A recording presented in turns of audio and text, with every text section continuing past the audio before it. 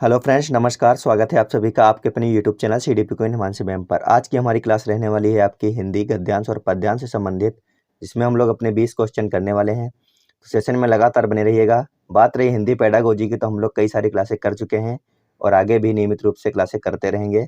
तो अभी हम फिलहाल 1 से 2 क्लासें अपनी हिंदी गद्यांश और पद्यांश से संबंधित करेंगे, क्योंकि प्रैक्टिस करना बहुत ही ज़रूरी है।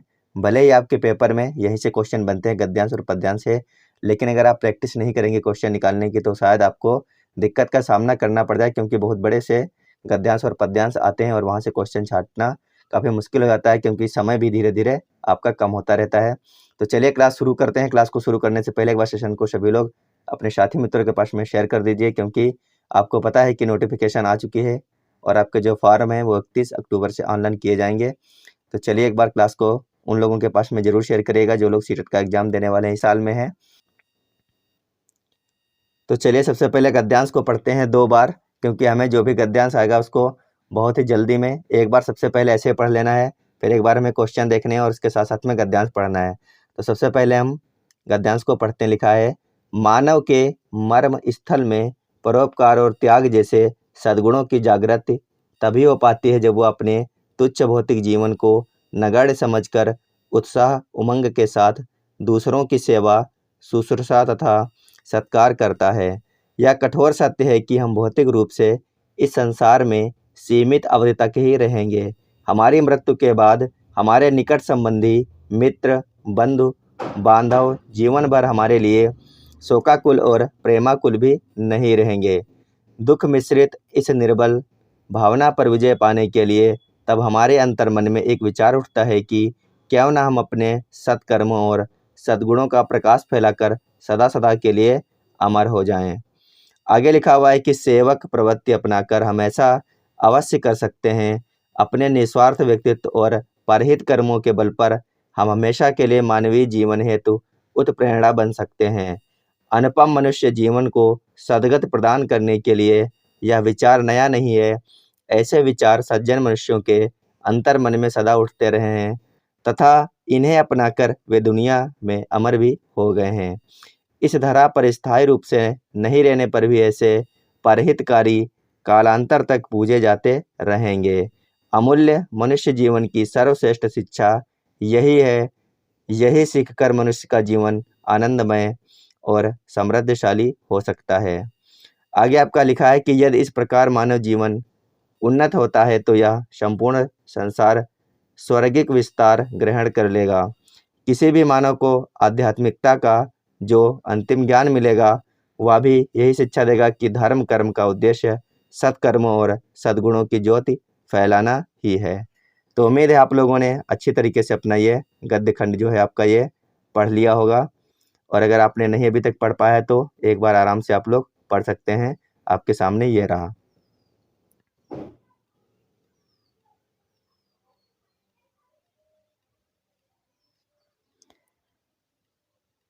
तो चलिए अब हम धीरे धीरे इसके क्वेश्चन करते हैं, साथ साथ में अपना ये गद्यांश भी हम लोग पढ़ते रहेंगे। देखिए पहला क्वेश्चन दिया है, कमरे में कोई हंस रहा है, वाक्य में प्रयुक्त सर्वनाम है। सबसे पहला जो क्वेश्चन पूछा गया सर्वनाम से पूछा गया है। कमरे में कोई हंस रहा है, क्या पूछा गया है? कोई हंस रहा है, यानी कि कोई कैसा शब्द है? निश्चयवाचक है, अनिश्चयवाचक है, प्रश्नवाचक है या फिर पुरुषवाचक है? आपसे ये पूछा जा रहा है। कमरे में कोई हंस रहा है, वाक्य में प्रयुक्त सर्वनाम क्या है? सभी लोग आंसर करेंगे क्वेश्चन नंबर 1 का। तो हमें साफ साफ पता चल रहा है कि कमरे में कोई हंस रहा है, लेकिन हमें यह नहीं पता है कि कौन हंस रहा है। तो यहाँ पे हो जाएगा अनिश्चयवाचक सर्वनाम कौन सा है? ऑप्शन नंबर 2 इसका बिल्कुल सही हो जाएगा, अनिश्चयवाचक सर्वनाम है। अगर हमें पता होता कि कमरे में मोहन हंस रहा है तो क्या होता? निश्चयवाचक सर्वनाम यहाँ पर हो जाता। तो यहाँ पर हो गया कमरे में कोई हंस रहा है अनिश्चयवाचक सर्वनाम। अगर ये वाक्य होता कमरे में कौन हंस रहा है, तो यहाँ पे क्या हो जाता? प्रश्नवाचक सर्वनाम हो जाता। उम्मीद है सभी लोगों ने ऑप्शन नंबर 2 किया होगा और सबका सही भी हो गया होगा। अगला क्वेश्चन है आपका, यह बालिका फूल से भी कोमल है। लिखा है यह बालिका है जो फूल से भी कोमल है, उक्त वाक्य विशेषण की दृष्टि से किस अवस्था का वाचक है? सभी लोग आंसर करेंगे क्वेश्चन नंबर 2 का। गला जो है थोड़ा सा खराब है जुकाम के चलते, तो आप लोग इसका आंसर कीजिए एक बार। यह जो बालिका है फूल से भी कोमल है, उक्त वाक्य विशेषण की दृष्टि से किस अवस्था का वाचक है? मूलावस्था का है, उत्तरावस्था का है, उत्तमावस्था का, या फिर इनमें से कोई भी नहीं है? सभी लोग क्वेश्चन नंबर 2 का आंसर करेंगे एक बार। सही आंसर क्या हो जाएगा? अगर आप लोगों ने ये तीनों अवस्थाएं पढ़ी हैं तो आप लोग इसका आंसर बहुत आराम से कर सकते हैं। अगर नहीं भी पढ़ी हैं तो भी कोई बात नहीं है। देखिएगा यहाँ पे लिखा है कि जो बालिका है ये फूल से कोमल है, तो यहाँ पे हो जाएगा उत्तरावस्था। क्या हो जाएगा? उत्तरावस्था। अगर यहीं पर यह वाक्य दिया गया होता कि ये बालिका सभी फूलों में सबसे कोमल है, जितने भी फूल हैं सभी फूलों से कोमल है, तो हो जाता उत्तमावस्था। अगर दिया गया होता ये बालिका कैसी है? कोमल है, तो यहाँ पे हो जाता मूलावस्था। तो कहने का मतलब है यहाँ पे दिया गया यह बालिका फूल से भी कोमल है, इसीलिए होगा उत्तमावस्था। अगर यहाँ पे दिया गया होता यह बालिका सभी फूलों में कोमल है, तो हो जाता उत्तमावस्था। तो ऑप्शन नंबर 2 बिल्कुल सही है, उत्तरावस्था हो जाएगा। जिन लोगों ने उत्तरावस्था किया था उनका सबका बिल्कुल सही आंसर हो जाएगा। अब हम लोग करने वाले हैं वो क्वेश्चंस जो आपके पैसेज से पूछे गए हैं। चलिए आप लोग अपना दिमाग लगाइएगा। देखिए क्वेश्चन लिखा है, हमारा जीवन सदा प्रेरणा बन सकता है यदि हम परहित और उपकार करें, निस्वार्थ भाव से परोपकार करें, पर सेवा के लिए सबको प्रेरित करें, सेवक प्रवृत्ति का प्रचार प्रसार करें। तो आंसर आपको करना है, हमारा जीवन सदा प्रेरणा बन सकता है यदि हम क्या करें। फटाफट आंसर करिए सभी लोग। चलिए पैसेज पे चलते एक बार हैं। देखिए कहीं पर जरूर लिखा होगा ये। देखिए आप लोग यहाँ पे लिखा हुआ है कि सेवक प्रवृत्ति अपनाकर हम ऐसा अवश्य कर सकते हैं, अपने निस्वार्थ व्यक्तित्व और परहित कर्मों के बल पर हमेशा के लिए मानवीय जीवन हेतु उत्प्रेरणा बन सकते हैं। कहने का मतलब है कि इसका जो सही आंसर हो जाएगा वो हो जाएगा आपका ऑप्शन नंबर 2 वाला, निस्वार्थ भाव से परोपकार करें। इससे क्या होगा? हमारा जीवन सदा प्रेरणा स्रोत बन सकता है दूसरों के लिए। तो जिन लोगों ने ऑप्शन नंबर 2 किया था उनका सबका बिल्कुल सही हो जाएगा क्वेश्चन नंबर 3 के लिए। उम्मीद है सभी लोगों ने सही आंसर कर लिया होगा। देखिए क्वेश्चन नंबर 4 क्या लिखा है, धर्म के आचरण का उद्देश्य क्या है? पहला ऑप्शन लिखा है आपका कर्म पर आस्था रखना, दूसरा ऑप्शन लिखा है अपने धर्म का प्रचार और प्रसार करना, तीसरा ऑप्शन लिखा है आध्यात्मिकता की शिक्षा प्रदान करना, और चौथा ऑप्शन लिखा है अच्छे कर्मों और गुणों का प्रकाश फैलाना। तो सभी लोग आंसर करेंगे एक बार, इसका सही आंसर क्या हो जाएगा। तो चलिए पैसेज से ही इसका हम आंसर निकालेंगे। पैसेज पढ़ेंगे और इसका आंसर निकालने की कोशिश करेंगे। कहीं पर तो लिखा ही होगा। देखिए लिखा है कि किसी भी मानव को आध्यात्मिकता का जो अंतिम ज्ञान मिलेगा वह भी यही शिक्षा देगा कि धर्म कर्म का उद्देश्य सत्कर्मों और सद्गुणों की ज्योति फैलाना ही है। तो कहने का मतलब है कि जो आपका ये क्वेश्चन नंबर 4 था इसका सही आंसर क्या हो जाएगा? अच्छे कर्मों गुणों का प्रकाश फैलाना बिल्कुल सही आंसर हो जाएगा इसका। धर्म के आचरण का उद्देश्य क्या होता है? अच्छे कर्मों और गुणों का प्रकाश फैलाना। प्रकाश फैलाने का मतलब यह नहीं है टार्च लेके आप रोशनी दिखाते घूम रहे हैं। प्रकाश फैलाने का मतलब है कि जो अच्छे कर्म होते हैं और जो हमारे अंदर अच्छे गुण होते हैं उनको हम एक दूसरे तक बांटें और सबका सहयोग करें।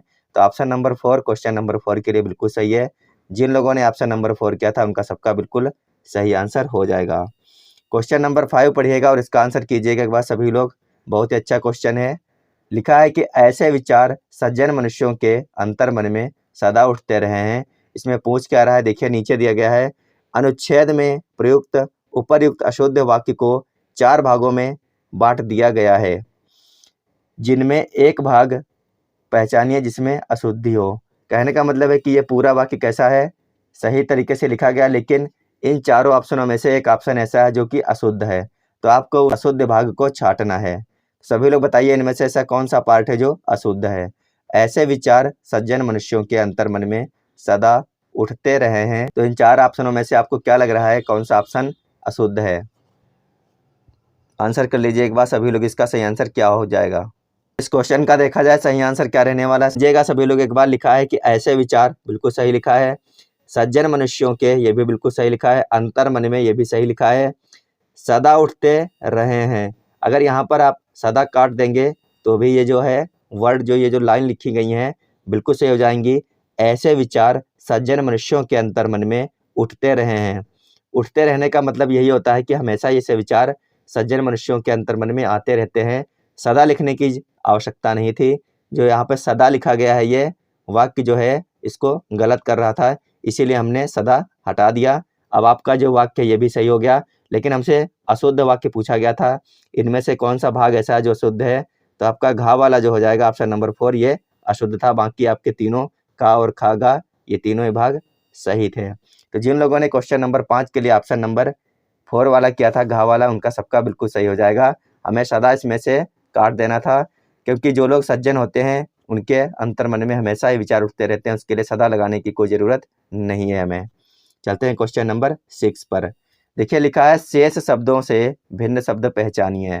पहला ऑप्शन लिखा है सद्गुण, दूसरा लिखा है सद्गति, तीसरा लिखा है सत्कर्म, चौथा ऑप्शन लिखा है सत्यवादी। तो बताइए शेष शब्दों में से भिन्न शब्द इनमें से कौन है?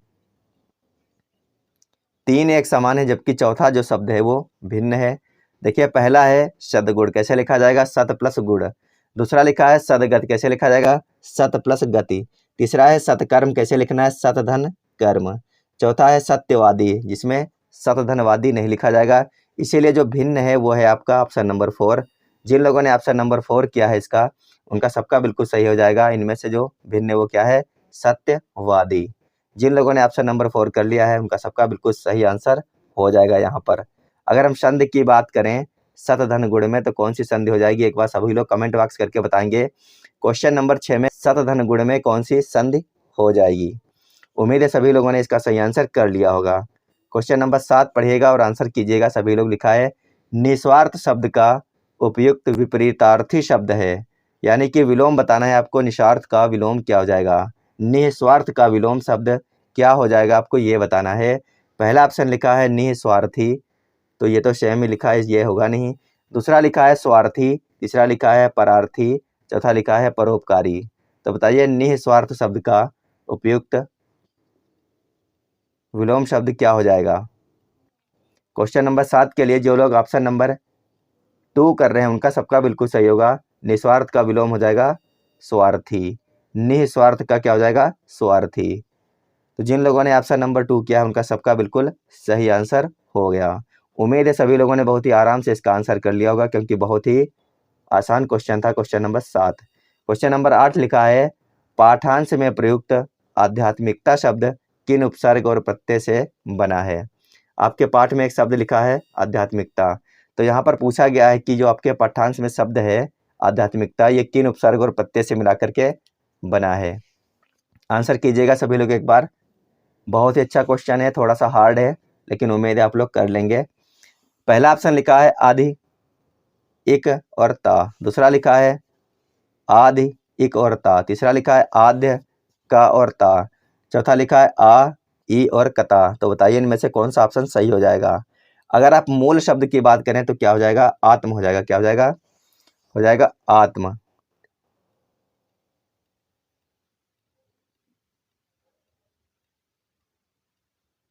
इसमें जो उपसर्ग लगा है वो लगा है अधि, और जो प्रत्यय लगा है इकता। क्या लगा है? इकता। तो ऑप्शन नंबर ए आपका बिल्कुल सही हो जाएगा। क्या हो जाएगा? आध्यात्मिकता। तो ऑप्शन नंबर 1 बिल्कुल सही है। इसका जो क्वेश्चन नंबर 8 के लिए जो लोग ऑप्शन नंबर ए कर रहे हैं अधि, इक और ता, उनका बिल्कुल सही हो जाएगा। बाकी आपके तीनों ऑप्शन जो हैं ये गलत हैं। जिन लोगों ने क्वेश्चन नंबर 8 के लिए ऑप्शन नंबर 1 किया था, उन्हीं का बिल्कुल सही आंसर हो जाएगा यहाँ पर। अगला क्वेश्चन है ऐसे परोपकारी लोग सदा पूजे जाते रहेंगे जो? पहला ऑप्शन लिखा है अमूल्य मानव जीवन में श्रेष्ठ शिक्षक रहे। दूसरा लिखा है सेवक वृत्ति अपना परहित करते रहे। तीसरा ऑप्शन लिखा है धरती पर स्थायी रूप से नहीं रहे। चौथा ऑप्शन लिखा है आनंदमय जीवन जीते रहे। तो ऐसे परोपकारी लोग सदा पूजे जाते रहेंगे जो? इसका सही आंसर क्या हो जाएगा, आपको ये बताना है। अमूल्य मानव जीवन में श्रेष्ठ शिक्षक रहे, या फिर सेवक वृत्ति अपनाकर परहित करते रहे हैं। तो ऑप्शन नंबर 2 इसका बिल्कुल सही हो जाएगा। जिन लोगों ने ऑप्शन नंबर 2 किया है क्वेश्चन नंबर 9 के लिए, उनका बिल्कुल सही हो जाएगा। ऐसे लोग, परोपकारी लोग, जो लोग क्या करते रहे? सेवक वृत्ति अपना करके दूसरों की हमेशा सेवा करते रहें, दूसरों के लिए ही जीवित रहें, ऐसे लोग सदा ही क्या करेंगे? पूजे जाते रहेंगे। तो ऑप्शन नंबर 2 बिल्कुल सही है। जिन लोगों ने ऑप्शन नंबर 2 किया है क्वेश्चन नंबर 9 के लिए, उनका सबका बिल्कुल सही आंसर हो जाएगा। चलते हैं अपने अगले क्वेश्चन पे। क्वेश्चन नंबर 10 लिखा है कठोर सत्य किसे कहा गया है? निकट संबंधियों का अस्थायी प्रेम, भौतिक संसार की तुच्छता, या फिर भौतिक शरीर की नश्वरता, या फिर भावनाओं पर नियंत्रण न कर पाना। तो आप लोगों को यही बताना है कि जो आपका पैसेज है उसमें कठोर सत्य किसे कहा गया है, इसका सही आंसर क्या हो जाएगा? सभी लोग आंसर करेंगे क्वेश्चन नंबर 10 के लिए। सभी लोग आंसर कीजिए एक बार, इसका सही आंसर क्या हो जाएगा। देखिए यहाँ से पढ़ना शुरू कीजिए। यह कठोर सत्य है कि हम भौतिक रूप से संसार में सीमित अवधि तक ही रहेंगे। कहने का मतलब है क्वेश्चन नंबर 10 का अगर आप आंसर देखेंगे तो क्या निकल के आएगा। क्वेश्चन नंबर 10 का आंसर आपका निकल के आएगा, भौतिक शरीर कैसा है, नश्वर है। कैसा है, यह कठोर सत्य है। कठोर सत्य किसे कहा गया है आपके जो पैसेज इसमें, कि हमारा जो शरीर है ये एक दिन ख़त्म हो जाएगा, इसका नाश हो जाएगा। ये कैसा है, ये कठोर सत्य है। ऑप्शन नंबर 3 इस क्वेश्चन के लिए बिल्कुल सही। जिन लोगों ने ऑप्शन नंबर 3 किया था क्वेश्चन नंबर 10 के लिए, उनका सबका बिल्कुल सही आंसर हो जाएगा। ये कविता है आपकी, इससे संबंधित आपका अगला क्वेश्चन आएगा, क्वेश्चन नंबर 11। तो सभी लोग इस कविता को एक बार पढ़िएगा आराम से, उसके बाद हम लोग इससे संबंधित क्वेश्चन करेंगे।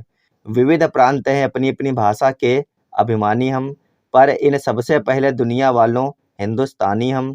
रहन सहन में खान पान में भिन्न भले ही हों कितने, इस मिट्टी को देते आए मिलजुल कर कुर्बानी हम। सदियों से कुचले लाखों तूफान हमने पद तल से, आज झुके कुछ टकरा कर तो कल लगते फिर जागे से। अंडमान से कश्मीर भले ही दूर दिखाई दे कितना, पर हर प्रांत जुड़ा है अपना अगणित कोमल धागों से। जिस ओर बढ़ाए पग हमने हो गई उधर भू नवमंगल। यहाँ पे देखिए क्या लिखा है, जिस ओर बढ़ाए पग हमने हो गई उधर भू नवमंगल। आज़ाद वतन के बाशिंदे हर चरण हमारा है बादल। कहने का मतलब है कि इस कविता से आपको अब 3 से 4 जो आपके क्वेश्चन हैं उनके आंसर आपको देना है। तो एक बार और हम लोग पढ़ सकते हैं कविता, सभी लोग पढ़िए और समझते हुए चलिएगा।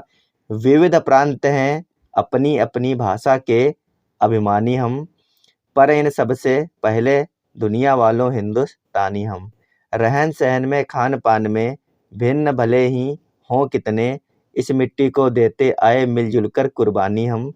सदियों से कुचले लाखों तूफान हमने पदतल से, आज झुके कुछ टकरा कर तो कल लगते फिर जागे से। अंडमान से कश्मीर भले ही दूर दिखाई दे कितना, पर हर प्रांत जुड़ा है अपना अगणित कोमल धागों से। जिस ओर बढ़ाए पग हमने हो गई उधर भू नवमंगल। आज़ाद वतन के बाशिंदे हर चरण हमारा है बादल। उम्मीद है सभी लोगों ने कविता को 2 बार पढ़ लिया होगा। इससे संबंधित क्वेश्चन भी अब हम लोग बहुत ही आराम से कर लेंगे अगर आपने सही तरीके से पढ़ लिया है तो। मेरा शायद छूट गया है तो चलिए कोई बात नहीं है। 12वां आप लोगों को बताना है, समास की दृष्टि से शेष से भिन्न पद है, अपनी अपनी, रहन सहन, खान पान, मिलना और जुलना। तो बताइए इनमें से समास की दृष्टि से शेष से भिन्न क्या है।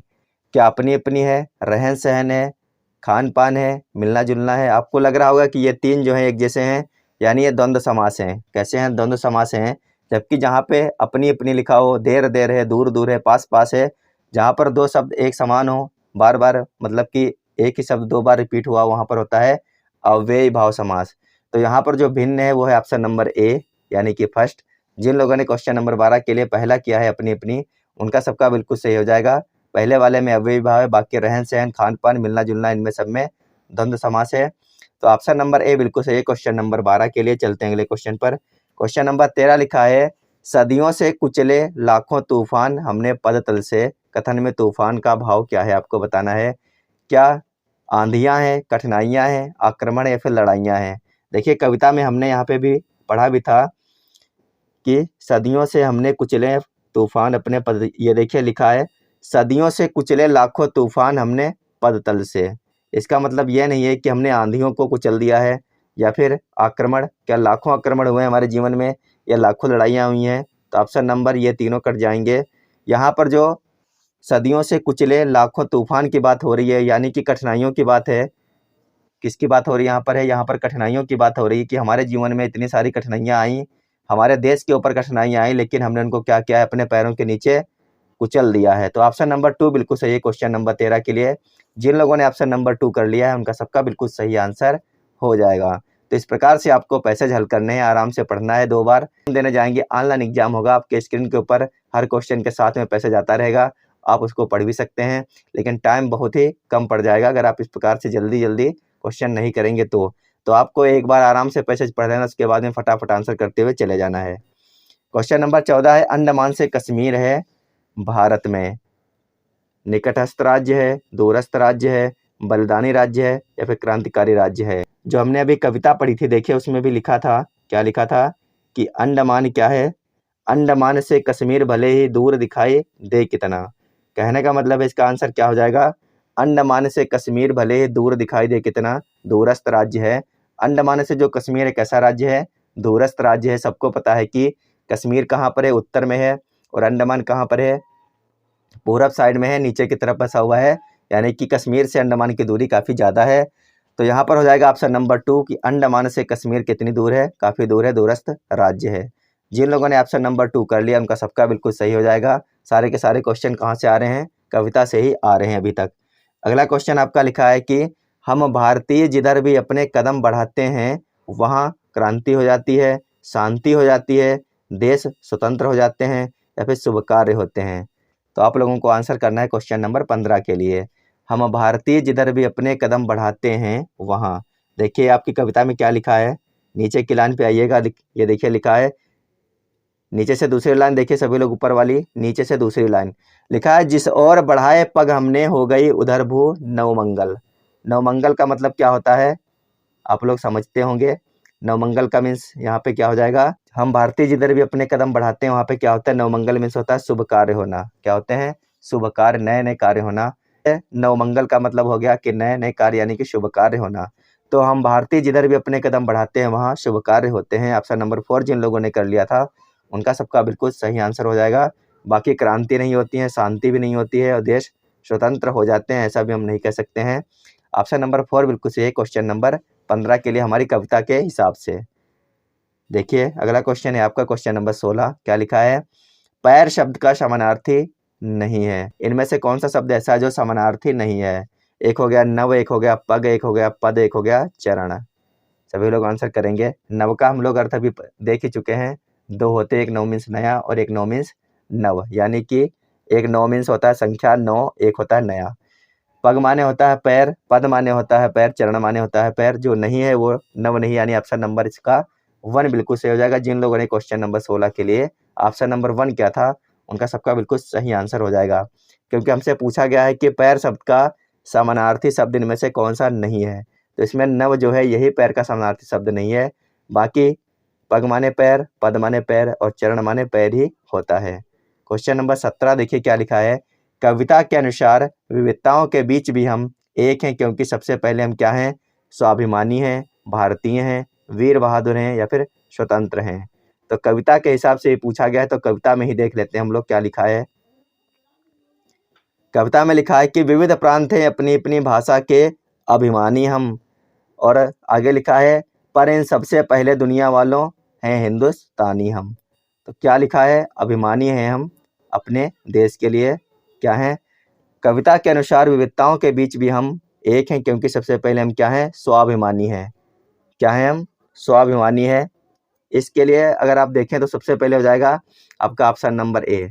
हमारे अंदर ये अभिमान है कि हम भारतीय हैं, और हम लोग भारतीय रहने के लिए, अपने देश को अखंड रखने के लिए क्या करते हैं, अपनी जान की बाजी भी लगा सकते हैं। कविता के अनुसार विविधताओं के बीच भी हम एक हैं, क्योंकि सबसे पहले हम क्या हैं, स्वाभिमानी हैं। कविता में देखिए क्या लिखा हुआ है, एक बार और देख लेते हैं। विविध प्रांत हैं अपनी अपनी भाषा के अभिमानी हम, पर इन सबसे पहले दुनिया वालों हैं हिंदुस्तानी हम। देखा जाए तो इसका ऑप्शन नंबर 2 भी लग रहा है, इसका ऑप्शन नंबर 2 भी सही लग रहा है कि कविता के अनुसार विविधताओं के बीच भी हम एक हैं, क्योंकि सबसे पहले हम क्या हैं, भारतीय हैं। हम ये भी कह सकते हैं कि हमारे यहाँ पर कई सारी विविधताएं आपको देखने को मिलेंगी, भाषा की, खान पान की, रहन सहन की, लेकिन इन सबके बीच भी हम एक हैं, क्योंकि सबसे पहले हम क्या हैं, भारतीय हैं। तो ऑप्शन नंबर 2 आपका बिल्कुल सही हो जाएगा। यहाँ पर ऑप्शन नंबर 1 थोड़ा बहुत कन्फ्यूजन में जा रहा है, लेकिन इसका देखा जाए तो ऑप्शन नंबर 2 ही बिल्कुल सही हो जाएगा। जिन लोगों ने ऑप्शन नंबर 2 किया है क्वेश्चन नंबर 17 के लिए, उन सबका बिल्कुल सही आंसर हो जाएगा यहाँ पर। उम्मीद है आप लोगों को क्लास अच्छी लगी। अगर क्लास अच्छी लगी है और अगर आपको इस क्लास की PDF चाहिए तो आपको हमारा ये मास्टर्स अड्डा लर्निंग ऐप डाउनलोड करना पड़ेगा, जिसका लिंक आपको हर एक वीडियो के नीचे दिया गया होगा, या फिर आप गूगल प्ले स्टोर से जाकर के डायरेक्ट भी डाउनलोड कर सकते हैं। वहाँ पर आपको लिखना पड़ेगा मास्टर्स अड्डा, बस आपके सामने ऐप आ जाएगा, वही आपको डाउनलोड करना है। वहीं पर आपको जितनी भी क्लासें हो रही उनकी PDF मिल जाएगी विद आंसर, और साथ साथ में अगर आपको प्रीवियस ईयर पेपर लगाने हैं, प्रैक्टिस करनी है, वो भी आपको वहाँ पर बिल्कुल फ्री में उपलब्ध हैं। और NCERT की किताब भी क्लास 3 से लेकर के क्लास 8 तक की सारी किताब भी वहाँ पर उपलब्ध है हमारे इस ऐप के ऊपर। तो चलिए मिलते हैं आप लोगों को अगली क्लास में, जब तक आप लोग अपनी पढ़ाई करते रहिएगा। स्वस्थ रहिए और मस्त रहिए। धन्यवाद, बाय बाय।